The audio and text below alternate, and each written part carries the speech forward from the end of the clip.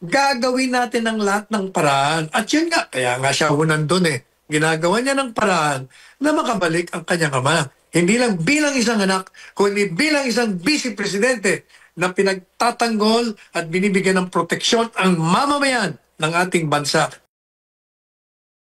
Paano, attorney? Kung sakali man na hindi pumayag ang ICC, kasi nga sabi ni SOJ, done deal na, nasa ICC na si dating Pangulong Duterte.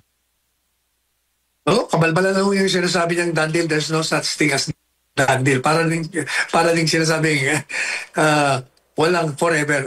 That reminds me, medyo magsisigway lang ako. Kasi parang maraming anong tawag doon?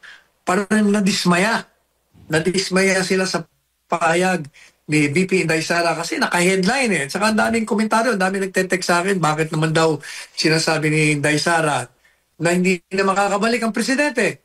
Move on na daw. Kayo naman, masyado naman kayo nagre-react agad. Ang ibig kong sabihin ni VP Sara, hindi makakabalik si Presidente Duterte sa ngayon.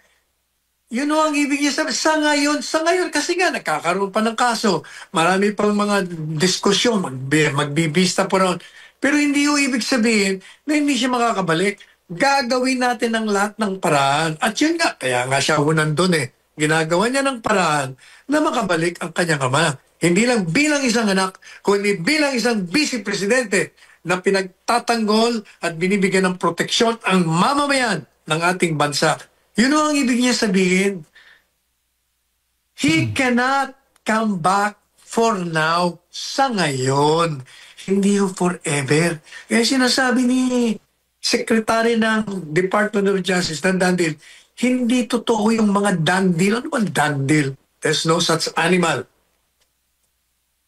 Opo. Tayo ang magpapabalik Presidente Duterte.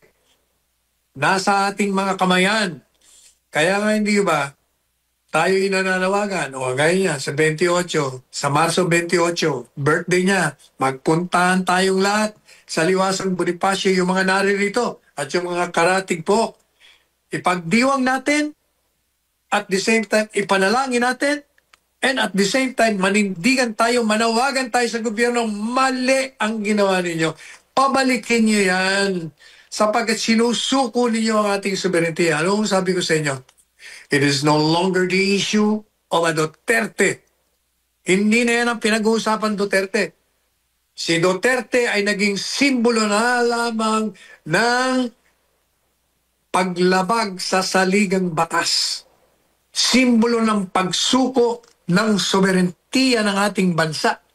Kaya kayo man ay maka-Duterte, kayo man ay kontra kay Duterte, hindi na ho pinag-uusapan yan. Kailangan ang pag-uusapan natin, ang ating soberentiya ay isinuko ng gobyernong iniluklok natin sa kapangyarihan. Kaya tayong taong bayan ay dapat magkaisa rito at pagsabihan natin to, gobyerno natin, mali ang ginawa nyo. Kailangan ibalik nyo si Duterte sapagkat yan ay isang mamamayang Pilipino na dapat bigyan nyo ng proteksyon.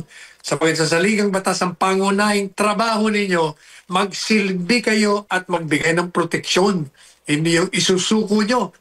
May krimen, kung may krimen yan dito natin litisin yan.